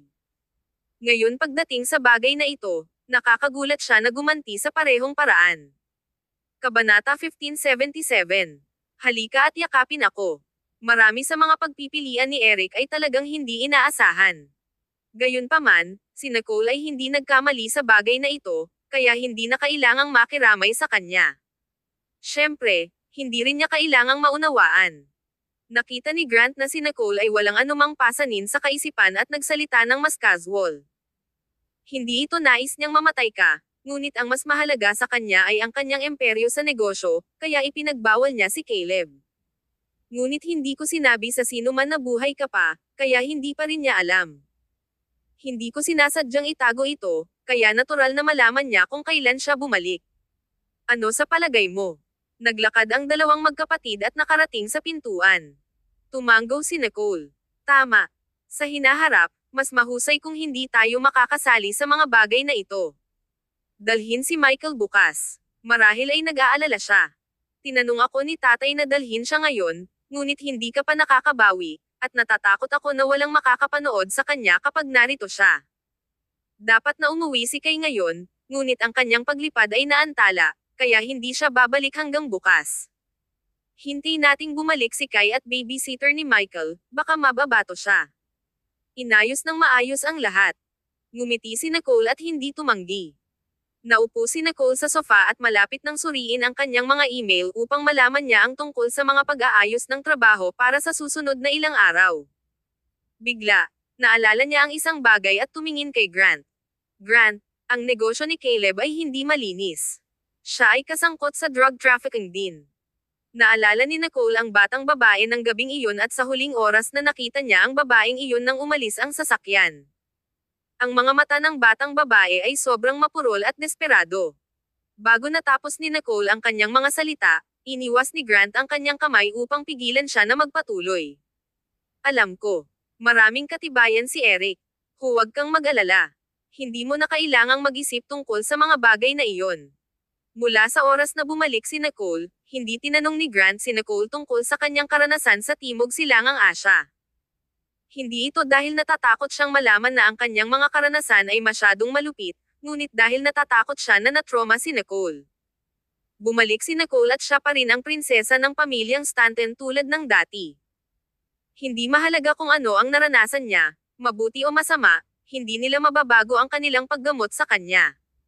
Ibinaba ni Nicole ang kanyang mga mata at ngumiti. Si Nicole ay hindi mahabagin, ngunit kapag siya ay walang magawa, mayroon pa siyang mga problema na protektahan ang kanyang sarili, kaya paano niya maprotektahan ang iba? Ngayon, dahil may katibayan si Eric, ayaw niyang makialam. Pagkatapos maghintay doon sandali, dumating sa wakas si Yvette. Nang pumasok si Yvette at nakita na nandoon din si Grant, hindi niya maiwasang itungo ang kanyang ulo. Medyo natakot siya. Grant, nandito ka rin. Tumanggo si Grant ng isang walang ekspresyon na mukha, tulad ng lagi niyang ginagawa sa harap ng mga tagalabas. Nakita ni Yvette si Nicole at naging emosyonal. Ang kanyang mga mata ay sobrang pula, at ang kanyang mukha ay haggard at hindi kaakit-akit. Ang kanyang damit at sapatos ay mismatched. Sa isang sulyap, masasabi ni Nicole na si Yvette ay hindi gumugol ng oras upang magbihis. Nang makita ni Nicole si Yvette na ganito, naniniwala talaga siya na si Yvette ay hindi natulog ng ilang araw dahil sa kanya. Ngumiti si Nicole at kumaway ang kanyang kamay. Miss Quimby, ano ang ginagawa mo na nakatayo dyan? Hindi mo ba ako namimiss? Halika at yakapin mo ako. Inilunsad ni Yvette ang kanyang mga mata at tumawa ng basta-basta. Huwag maging puno ng iyong sarili. Gayunpaman, pagkatapos niyang sabihin iyon, siya ay nag-pounce kay Nicole sa susunod na segundo.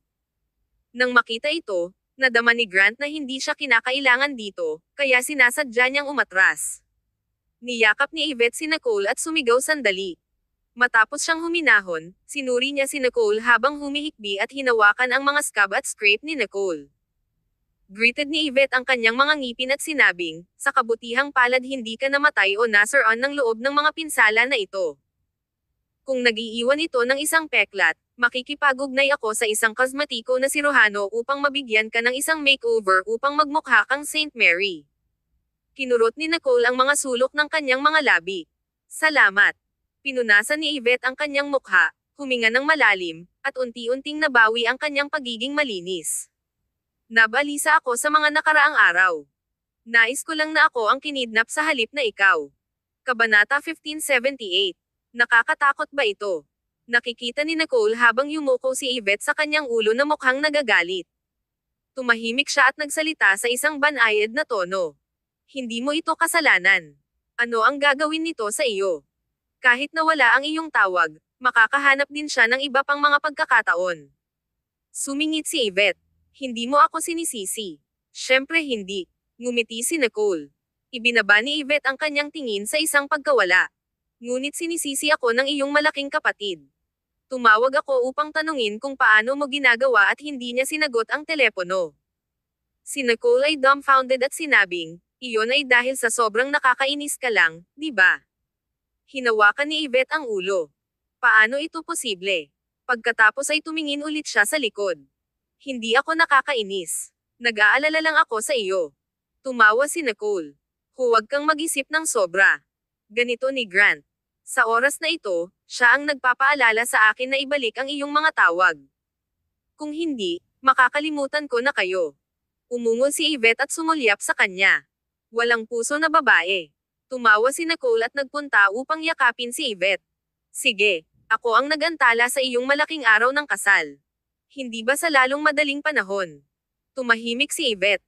May isang bagay sa kanyang pagpapahayag. Napansin ito ni Nicole. Ang mga labi niya ay kumikislap. Huwag mong sabihin sa akin na hiwalay na kayo. Medyo nagkasala si Yvette. Hindi pa, ngunit nag-away kami sa huling 2 araw. Bumagsak ang puso ni Nicole. Hindi ito dahil sa akin, di ba? Sumingit si Yvette. Hindi ito ganap dahil sa iyo.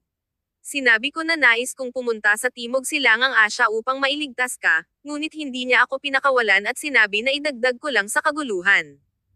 Ano ang kalokohan nito? Kung hindi ako pupunta, dapat ba akong manood na mamatay ka lang? Ang ilong ni Nicole ay nakaramdam ng maasim. Napangiti siya ng mahina. Si Nicole ay walang maraming mga kaibigan, ngunit ang ilang mga kaibigan ay handang ipagsapalaran ang kanilang buhay para sa kanya. Bumantong hininga siya, niyakap si Yvette, at inalog ang kanyang mga balikat. You're so impulsive. Tama si Lance. Ano ang gamit mo doon? Mapapamumura mo lang sila hanggang mamatay. Nagalit si Yvette at tumayo. Huwag mo akong tingnan. Tumawa si Nicole. Alam ko, ngunit naruroon ka ay tataas lamang ang bargaining chip ng kaaway. Tama si Lance. Nag-aalala lang siya tungkol sa iyo at may mabuting hangarin. Huwag maging walang utang na loob. Iniisip ko lang na masyadong kalmado siya tungkol dito. Hindi ang kanyang kaibigan na nasa problema, kaya hindi siya makikiramay. Umungol si Yvette sa galit at nagsalita. Sinabi ni Nicole, you're so petty. Kahit na ang kanyang kaibigan ay nagkakaproblema, hindi siya magiging mapusok tulad mo. Tama. Siya ay isang hayop na may malamig na dugo. Nang makita na si Yvette ay malinaw na pinipigilan laban kay Lance ngayon, hindi alam ni Nicole kung ano ang sasabihin. Miss Quimby, ang impulsiveness ay hindi malulutas ang anumang mga problema. Tingnan, ang aking pamilya ay hindi pumunta at maayos pa rin ako, di ba? Ang aking malaking kapatid na lalaki ay isang malamig na hayop. Yvette pouted. Bagaman hindi niya sinabi ito ng malinaw, sumang-ayon siya kay Nicole. Bumantong hininga si Nicole. Si Lance ay nice guy, kaya huwag mag-overboard. Magalit ka lang ng 2 araw. Pagdating niya upang mag-coax ka, subukang makompromiso. Sinabi ni Yvette, ginawa ko ito para sa iyo, ngunit nagsasalita ka pa rin para sa kanya. Tapos 3 araw. Umungol si Yvette at nakipag-chat kay Nicole tungkol sa mga ilang araw. Si Yvette ang unang taong nagtanong kay Nicole kung ano ang eksaktong nangyari sa ilang mga araw. Bagaman hindi nakaranas si Nicole ng anumang bagay na masyadong trahedya at ang nakalulungkot na bagay ay ang pagsabog na iyon, nang binanggit ito ni Nicole, mayroon pa rin siyang mga palpitations ng puso. Gayunpaman, hindi siya nakakaramdam ng hindi komportable na pagbabahagi nito kay Yvette. Sinabi ni Nicole kay Yvette kung ano ang nangyari na parang isang bagay na naranasan ng ibang tao. Ang puso ni Nicole ay nadama din ng hindi gaanong pasanin. Hindi alam, ang kalangitan ay nagdilim. Kabanata 1579. Ang taong ito ay baliw. Matagal nang nag-usap ang dalawang kababaihan. Nagutom si Nicole. Sa oras lamang, pumasok si Grant kasama ang isang insulated container. Nagugutom din si Yvette. Ang kanyang mga mata ay naiilawan nang makita niya ang lalagyan ng pagkain. Tulad ng malapit na niyang kunin ito, sinabi ni Grant, si Ginoong Sheldon ay nasa labas na naghihintay para sa isang tao. Ito ay higit sa 2 oras. Ang mukha ni Yvette ay tumigas ay agad na binawi ang kanyang kamay at sinulyapan si Grant habang pursed niya ang kanyang mas mababang labi. Bakit hindi mo sinabi kanina? Ang mukha ni Grant ay nagyelo. Hindi gaanong nagmamalasakit si Yvette, nagpaalam kay Nicole, at umalis ng madali. Tumawa si Nicole nang makita niyang umalis si Yvette. Malinaw na hindi ibig sabihin ni Yvette kung ano ang sinabi niya na hindi siya maaaring tumagal ng 3 araw, ngunit nais niyang manatiling galit kay Lance. Mukhang si Yvette ay talagang malalim sa pag-ibig kay Lance. Si Grant ay nagpakawala ng isang ilaw na. Pagtawa, naupo sa buong mesa, at binuksan ang kahon ng pagkain. Kumain na tayo. Tumanggaw si Nicole. Kinuha ni Grant ang inisyatibo upang magsalita. Ang kalagayan ni Clayton ay nagiging mas mahusay ngayon. Narinig ko si Uncle Sven at ang kanyang propesor ay nagsabi na si Clayton ay dapat magising ng mas mababa sa 1 linggo. Ang mga mata ni Nicole ay naiilawan. Hindi rin niya maitago ang ngiti sa kanyang mukha. Talaga. Tumanggaw si Grant. Kaya't magmadali na magpahinga para gumaling ka agad. Huminga ng malalim si Nicole. Pagkatapos kailan ako ilalabas mula sa ospital? Kumusta naman ang trabaho? Ilang sandali si Grant. Malinaw ang boses niya. Walang pagmamadali. Nasa paligid pa rin ako at mahawakan ang kumpanya. Kung mapalabas ka ngayon, ang sitwasyon sa Timog Silangang Asya ay mababago. Upang maging matapat, ang sitwasyon ay nasa pabor na rin namin. Gayon din si Eric ay may utang sa iyo. Naunawaan ni Nicole ang kahulugan ni Grant. Bagaman hindi niya nais na makisali muli, hindi rin niya nais na ang pamilyang Stanton ay umalis sa kanilang paraan upang makipaglaban kay Caleb. Pagkatapos ng lahat, ito ay si Eric na nakasama. Tumanggo siya. Okay, pagkatapos ay pakinggan kita. Hinaplos ni Grant ang kanyang ulo. Magpahinga ka. Sa wakas ay nakapagpahinga ng isang gabi si Nicole. Tiningnan niya ang mga mensahe sa loob ng chat ng grupo sa kanyang telepono. Ito ay napakabuhay na buhay.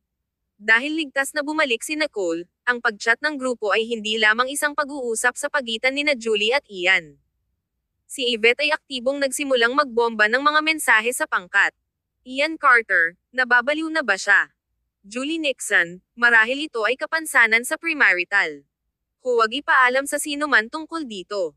Yvette Quimby. Kinabukasan. Binuksan ng doktor ang bintana sa ward upang hayaan ang ilang sariwang hangin. Nakatingin si Nicole sa pinakabagong balita sa libangan. Maraming mga kilalang tao ang gumawa ng mga pamagat, ngunit sila ay na-upstage pagkatapos ng ilang sandali. Karaniwan, ang mga kilalang tao ay nakakakuha lamang ng 2 araw na hype bago kalimutan ng lahat ang tungkol sa kanila. Gayunpaman, ang magandang bagay ay maaari pa ring makipagkompetensya si Harvey. Ang kanyang mga pelikula ay may mahusay na mga pagsusuri at nakuha pa niya ang pinakamahusay na award ng aktor. Ngayon, sa kanyang mga kasanayan sa pag-arte upang mapatunayan ang kanyang mga kakayahan at ang kanyang karaniwang mababangki at hindi mapagkompetensyang pagkatao, mahusay siyang pinuri sa bilog. Dahil si Harvey pa rin ang tagapagsalita ng Stanton Corporation, binigyan siya ni Dominic ng kagustuhan sa pagtrato. Magbibigay siya ng anumang magagandang mapagkukunan kay Harvey. Mukhang pinapalitan ni Harvey si Fabian. Dahil iniwan ni Fabian ang Falcon Entertainment at nag-set up ng kanyang sariling studio, ang pinakamahalagang posisyon tulad ng kanyang katulong at tagapamahala ay ang kanyang mga kamag-anak. Ang kanyang mga kamag-anak ay hindi propesyonal, kaya hindi sila gumawa ng isang splash sa bilog ng libangan. Maraming mahahalagang mapagkukunan ang nasnatch ng isang bagong batch ng mga batang aktor na mas mura at may mas mahusay na mga kondisyon kaysa kay Fabian. Ang dating katanyagan ni Fabian ay naging isang hadlang sa kalsada sa maraming mga kilalang tao noon, ngunit dahil sa background ng Falcon Entertainment, walang nang-ahas na hawakan siya. Gayunpaman, naiiba ito ngayon. Sa nagdaang panahon na ito, mayroong isang serye ang expose tungkol sa mga iskandalo ni Fabian. Kabanata 1580. Na-disfigure ka. Si Nicole ay nag-scroll pataas at pababa sa pahina at nagbuntong hininga. Sa simula, nais ni Nicole na itaguyod si Fabian dahil siya ay masigla, mapaghangad, nagsalita ng matamis, at pinakamahalaga, palagi siyang mukhang kaaya-aya at kabataan. Ginawa nitong hindi sinasadya ng mga tao na makalapit sa kanya. Gayunpaman, ang mga kamakailang exposes ay nagbigay kay Fabian ng maraming presyon. Ang kanyang kabataan na hitsura ay nawala at pinalitan ng isang madilim at may sama ng loob na mukha. Para siyang isang salot. Ang isang tiyak na tanyag na lalaki ay isang regular na panauhin sa isang party ng hapunan ng mayamang babae. Pagkatapos, ang isang larawan ni Fabian at isang tiyak na yakap ng bigwig ay nakalakip. Ang larawang ito ay nag-iwan ng maraming silid para sa imahinasyon. Sa kabutihang palad ang ating Diyosa na si Nicole ay tumakbo mula sa kanya. Palagi akong maniniwala kay Fabian. Maaaring masuso ito ng mga anti-fans. Miss Stanton, mangyaring isave ang batang ito. Hindi mo ba nakikita na ayaw ni Miss Stanton na suportahan siya? Mukhang magulo ang pribadong buhay niya. Pagkatapos ng lahat, si Miss Stanton ay hindi magparaya sa anumang mga abala. Kahit na walang sumusuporta sa kanya, siya ay nasa bilog na ito sa loob ng maraming taon. Wala ba siyang kakayahang panatilihin ang kanyang sarili? Tumingin kay Harvey na nagdebo ng sabay-sabay ni Fabian. Bagaman hindi sikat si Harvey kay Fabian, nanalo na si Harvey ng ilang mga parangal sa pelikula kung paano lumingon ang mga talahanayan. Bumantong hininga si Nicole. Ang kahihiyan. Mukhang siya ay nasa pagtatapos ng kanyang karera. Tulad ng pag-iisip ni Nicole tungkol dito, may biglang nagtulak sa bukas na pinto. Hoy! Bakit ka nasa mod na magbuntong hininga at walang oras upang lumabas at batiin ang iyong kapatid? Isang madilim na boses ang pumasok sa pintuan. Si Nicole ay mahina na nagyelo at tumangala. Nakakagulat, ito ay Kai. Si Kai ay nakasuot ng beige loungewear. Napakaganda niya, at ang kanyang walang kamali-mali na mukha ay may isang bastos ng ngiti habang nakatingin kay Nicole. Ang kanyang malita ay nasa tabi niya. Tila dumiretso siya rito pagkatapos bumaba sa eroplano. Matagal na mula nang makita ni Nicole si Kai. Namiss talaga siya ni Nicole. Agad na tumayo si Nicole at binuksan ang kanyang mga kamay. Maligayang pagdating sa media niya, ginoong superstar. Hinawakan ni Kai ang kanyang ilong at nagpunta upang kunin siya at paikutin siya. Pinched niya ang kanyang pisngi at sinabing, nawalan ka ng timbang. Sa palagay ko nakakuha ka ng bargain sa paglalakbay na ito. Hindi mo na kailangang pumunta sa isang jeta ngayon. Hinawakan niya ang kanyang baba at sinabi ng isang nakakainis na tono, ngunit ang iyong mukha ay disfigured. Ang nasa sabik na kalagayan ni Nicole ay agad na napawi tulad ng balde ng malamig na tubig ay ibinuhos sa kanyang ulo. Ang kanyang sigasig ay pinatay. Pinaihit niya ang kanyang mga mata ng walang pasubali. Ito ay isang scrape lamang.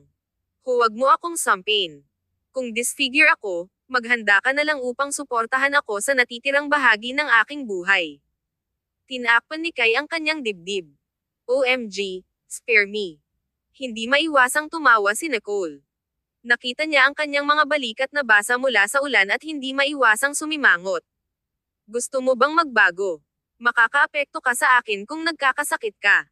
Ang mga sulok ng labi ni Kai ay kumalas. Sinabi ni tatay na mahina ka na upang tumayo at hindi makakain, ngunit sa palagay ko ay tiyak na mayroon kang enerhiya na pamuna sa iba. Matapos sabihin iyon, hinayla ni Kai ang kanyang malita, lumingon, at lumakad palayo. Natagpuan niya ang isang silid upang magpalat at mukhang casual at maliwanag. Mukha siyang isang mabagsik na playboy, ngunit ang kanyang gwapong mukha ay naging katulad niya. Huminahon si Nicole mula sa kaguluhan, ngunit masaya pa rin siya. Nang makita ulit si Kai, ngumiti si Nicole at tinanong, alam ba ni Julie na bumalik ka? Nagkibit balikat si Kai. Dumiretso ako rito, kaya dapat kang makaramdam ng karangalan. Sasabihin ko sa kanya mamaya. Sinabi ni Grant na hindi ako maaaring tumagas ng balita tungkol sa iyo na narito ka sa sinuman, kung hindi babalatan niya ako ng buhay.